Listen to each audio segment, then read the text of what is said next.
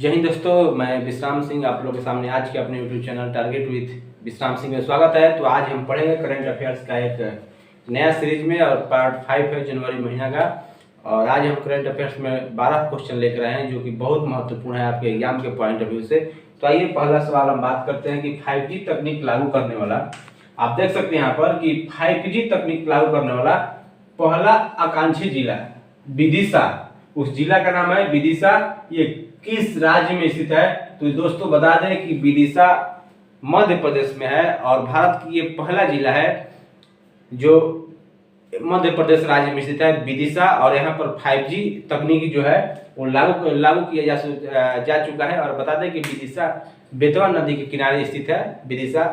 और मध्य प्रदेश की बात करें तो मध्य प्रदेश का सीएम शिवराज सिंह चौहान है और मध्य प्रदेश का जो राजधानी की बात करें तो भोपाल है। और आपको बता दें कि यहाँ से अगर हम बात करते हैं कुछ करंट की बात करते हैं तो दोस्त आपको बता दें कि खंडवा में एक फ्लोटिंग सोलर प्लांट लगाया जा रहा है जो कि नर्मदा नदी पर है। और हाल ही में अभी मध्य प्रदेश में होशंगाबाद का नाम बदलकर नर्मदापुरम किया गया था। और दोस्त आपको बता दें कि अगर मध्य प्रदेश में लोकसभा की बात करें तो लोकसभा में 29 सीट है मध्य प्रदेश में। और वहीं अगर राज्यसभा की बात करें तो राज्यसभा में 11 सीट है। और आपके विधानसभा की बात करें तो विधानसभा में 230 सीट है। तो ये मध्य प्रदेश से आप याद रखिएगा, लोकसभा का 29 और राज्यसभा का 11 और विधानसभा में 230 सीट है। और दूसरा सवाल दोस्त बात करें कि हाल ही में जल्लीकट्टू 2030 समारोह कहाँ शुरू हुआ था? तो दोस्त ये बता दें कि दक्षिण भारत की एक राजधानी है तमिलनाडु। और तमिलनाडु में एक जल्लीकट्टू महोत्सव होता है हर साल मकर संक्रांति के शुभ अवसर पर। जो वहाँ के जो स्टेट में पोंगल त्योहार बोला जाता है, मकर संक्रांति को ही उधर पोंगल के नाम से जाना जाता है। और पोंगल पर ही एक जल्लीकट्टू महोत्सव होता है। और जल्लीकट्टू में क्या होता है, वहाँ के लोग जो है ना गुस्साए सांडों को बस में करने की एक क्षमता रखते हैं कि सांडों को पूरा गुस्सा कर देते हैं, उसको एकदम सींग पकड़कर बस में करना चाहते हैं, जो कि एक खतरनाक खेल माना जाता है। इसके हिसाब से जल्लीकट्टू महोत्सव को मनाया जाता है तमिलनाडु में पोंगल के शुभ अवसर पर। और दोस्त बता दें कि ये प्रत्येक साल होता है। और तमिलनाडु से अगर बात करें तो तमिलनाडु की राजधानी चेन्नई है। और वहाँ का चीफ मिनिस्टर की बात करें तो MK स्टालिन वहाँ के चीफ मिनिस्टर है दोस्त। और वहाँ के अगर करंट अफेयर्स से बात करें, करंट अफेयर्स के तौर पर, तो जलवायु परिवर्तन नीति लागू करने वाला भारत का ये पहला राज्य है।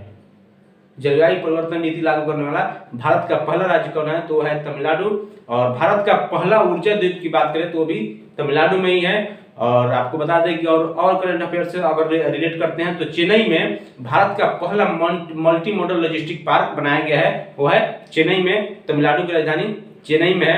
और डुगोंग संरक्षण केंद्र, भारत का पहला डुगोंग संरक्षण केंद्र भी तमिलनाडु में है। इतना चीज आप याद रखिएगा। और वहाँ की लोकसभा सीट की बात करें दोस्त, तमिलनाडु की लोकसभा सीट, तो तमिलनाडु का लोकसभा सीट 39 है और तमिलनाडु का 39। और राज्यसभा की बात करें तो 18, राज्यसभा 18। और विधानसभा की दोस्त बात करें तो विधानसभा 234 सीट के साथ विधानसभा तमिलनाडु में 234 सीट। ये तमिलनाडु से इतना चीज आप याद रखिएगा। तीसरा दोस्त बात करते हैं कि खबरों में रहा पाइन एप्पल एक्सप्रेस, खबरों में रहा पाइन एप्पल एक्सप्रेस घटना किस क्षेत्र से संबंधित है? तो यह मेट्रोलॉजी से, मौसम विज्ञान से संबंधित है। यह सवाल आपसे पूछा जा सकता है कि पाइन एप्पल एक्सप्रेस किस चीज से संबंधित है? तो यह मेट्रोलॉजी से, मौसम विज्ञान से। और क्यों है? तो दोस्त बता दें कि कैरेबियाई क्षेत्र की ये जो बात है, वहां पर थोड़ा ज्यादा भूकंप और बाढ़ की चपेट में आने से वहां के जो स्थानीय नाम है पाइन एप्पल, और पाइन एप्पल पे के नाम पर ही एक उसको एक्सप्रेस पाइन एप्पल एक्सप्रेस बोला जाता है। और ये कहाँ है? कैरेबियाई क्षेत्र में। किस क्षेत्र से किस चीज से रिलेटेड है? तो ये मौसम विज्ञान से संबंधित है। ये क्वेश्चन डायरेक्ट पूछा जा सकता है कि खबरों में रहा पाइन एप्पल एक्सप्रेस क्या है, तो आप बता सकते हैं।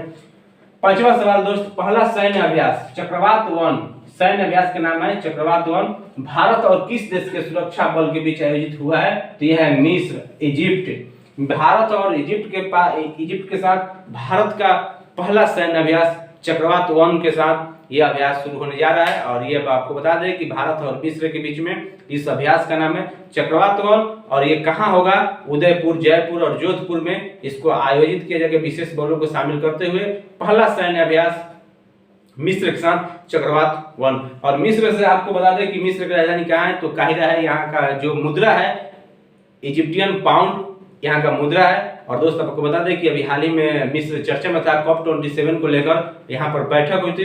कॉप 27 2022 में मिस्र में ही इसकी बैठक हुआ था। और आपको बता दें कि अभ्यास से आया है, तो अभ्यास से हम 2-4 देशों को और जान लेते हैं।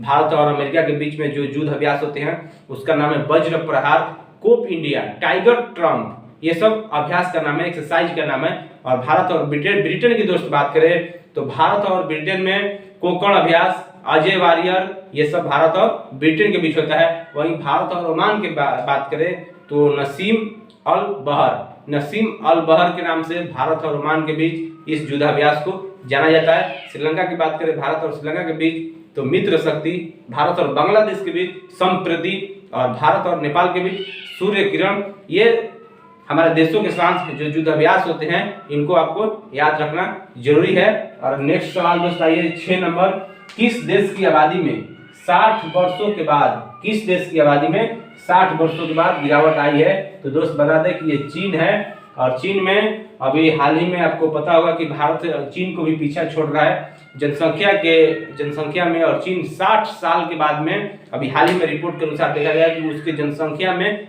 गिरावट आ चुकी है। और चीन में 1 साल में पैदा, और क्यों ऐसा हो रहा है दोस्त, तो आपको बता दें कि जितना बच्चे जन्म ले रहे हैं ना उससे ज्यादा मौत हो जा रही है चीन में। और चीन का ये चाल भी हो सकता है क्योंकि चीन में 1 साल में पैदा होने वाले बच्चों से ज्यादा मरने वाले की संख्या ज्यादा प्रतीत हुई है, ज्यादा रिपोर्ट में आया है, इसलिए गिरावट इसको देखा जा रहा है। और आपको बता दें वहाँ का जो बच्चे का कंट्रोल करने का जो पॉलिसी है, one China policy, 1 child policy, 2 child policy, ये सक्सेस उतना हुआ नहीं है। और चीन का आया है तो चीन की राजधानी बीजिंग, और आपको बता दें कि वहाँ का जो राष्ट्रपति है शी जिनपिंग, और एससीओ जो आपको समझ में आ गया, एससीओ का हेडक्वार्टर भी चीन की राजधानी बीजिंग में ही है।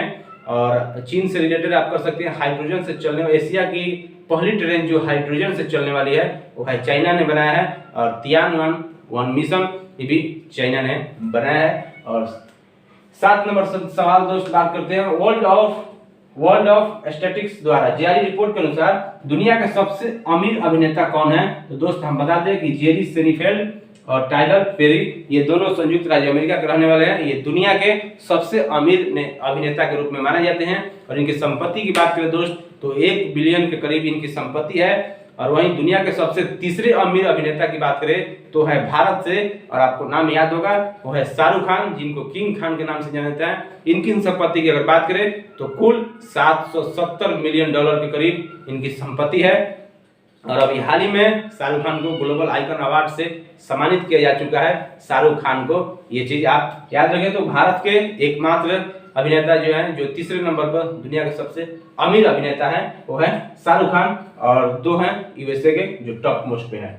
8वां नंबर सवाल दोस्त बात करें कि हाल ही में भारत का पहला 3X platform wind turbine generator किस राज्य में स्थापित किया गया है? तो यह है कर्नाटक। और कर्नाटक में 3X platform wind turbine generator ये कर्नाटक में स्थापित किया गया है। और दोस्त आपको बता दें कि इससे क्या होगा, तो यह नए पवन टर्बाइन जनरेटर है। देश की पहली राउंड द क्लॉक नवीकरणीय ऊर्जा परियोजना के ये हिस्सा होंगे। और जो पवन ऊर्जा, सौर ऊर्जा, बैटरी ऊर्जा का भंडारण प्रणाली को ये जोड़ने का काम करेगी। और सालाना भारत में अगर बात करें तो इससे 1 मिलियन से अधिक घरों को बिजली देने के लिए उतना जितना जरूरत है उतना तक ये बिजली उत्पादन कर सकती है। और दोस्त बता दें कि कर्नाटक है तो कर्नाटक की राजधानी बेंगलोर, और वहाँ के चीफ मिनिस्टर की दोस्त बात करें तो BS बोम्मई जी वहाँ के चीफ मिनिस्टर है। और कर्नाटक से हम रिलेट कर सकते हैं दोस्त की, और क्या रिलेट कर सकते हैं कि कर्नाटक से दुनिया के सबसे लंबा रेलवे प्लेटफॉर्म कौन है, तो है हुबली रेलवे प्लेटफॉर्म। और कंबाला फेस्टिवल ये कर्नाटक में ही मनाया जाता है। और अभी हाल ही में खेलो इंडिया यूनिवर्सिटी यूथ गेम्स जो हुआ वो भी कर्नाटक में ही हुआ दोस्त। और कर्नाटक के लोकसभा की दोस्त बात करें तो कर्नाटक के लोकसभा का सीट जो है 28 लोकसभा सीट है। और राज्यसभा की बात करें तो राज्यसभा में 12 सीट है कर्नाटक में। और आपको विधानसभा की बात करें तो विधानसभा में 224 सीट विधानसभा में है। और कर्नाटक में एक चीज याद रखें कि कर्नाटक में विधान परिषद भी है। और कर्नाटक में विधान परिषद की सीट की अगर बात की तो 75 सीट विधान परिषद क्या है, विधानसभा का 224 और राज्यसभा का 12 और लोकसभा का 28 सीट। ये चीज आप हमेशा याद रखिए। 9 नंबर सवाल दोस्त बात करें कि वनडे इंटरनेशनल क्रिकेट में दोहरा शतक लगाने वाले सबसे युवा बल्लेबाज कौन बने हैं, तो यह है शुभमन गिल। अभी हाल ही में न्यूजीलैंड के खिलाफ इन्होंने दोहरा शतक जबरदस्त जड़ा था, दोहरा शतक, और ये सबसे कम उम्र के बल्लेबाज बन चुके हैं ये वनडे में। और इससे पहले रिकॉर्ड ईशान किशन के नाम था। और आपको बता दें कि ईशान किशन ने श्रीलंका के खिलाफ लगाया था, ये न्यूजीलैंड के खिलाफ शुभम गिल ने अभी हाल ही में 19 चौके 9 छक्के के साथ और लास्ट में 3 छक्के लगातार करके ये दूसरा दोहरा शतक लगा चुके हैं। ये खिलाड़ी अपने इतिहास सबसे कम उम्र के खिलाड़ी बन गए, करीब 22-23 का उम्र होगा। और ईशान किशन इनसे थोड़ा सा 1 साल बड़े हैं और ये 5वें बल्लेबाज बन चुके हैं। और 5 बल्लेबाज के नाम हम आपको बता दें कि सचिन हो गए, वीरेंद्र सहवाग हो गए, और रोहित शर्मा, ईशान किशन और शुभम गिल, ये दोहरे शतक लगा चुके हैं ये लोग। और आपको बता दें कि अभी हाल ही में चर्चा में था शुभम गिल, बहुत चर्चा में था, इसलिए हमको ये क्वेश्चन लाना पड़ा। और 10 नंबर सवाल दोस्त बात करें कि खबरों में रही बक्साहा खदान। बक्साहा खदान किस राज्य में स्थित है? तो दोस्त हम बता दें कि ये मध्य प्रदेश में स्थित है बक्साहा खदान। क्यों दोस्त चर्चा में है ये? तो दोस्त बता दें कि एक जंगल के अंदर ये खदान है जो मध्य प्रदेश में है। और क्यों चर्चा में है कि क्योंकि यहाँ से कुल हीरा संसाधन का कम से कम 90% हीरा यहीं से आता है, बक्साहा खदान से। और दोस्त आपको बता दें कि यहाँ के अलावा मध्य प्रदेश के अलावा आंध्र प्रदेश, छत्तीसगढ़ से भी हीरे के उत्पादन होता है, इसलिए ये चर्चे में था मध्य प्रदेश। और मध्य प्रदेश की राजधानी भोपाल, और वहाँ के चीफ मिनिस्टर की दोस्त बात करें तो शिवराज जी चौहान जी हैं। और आपको बता दें कि अभी हाल ही में होशंगाबाद का नाम नर्मदापुरम भारत का फ्लोटिंग सोलर प्लांट नर्मदा नदी पर बनाया गया है जो मध्य प्रदेश में है।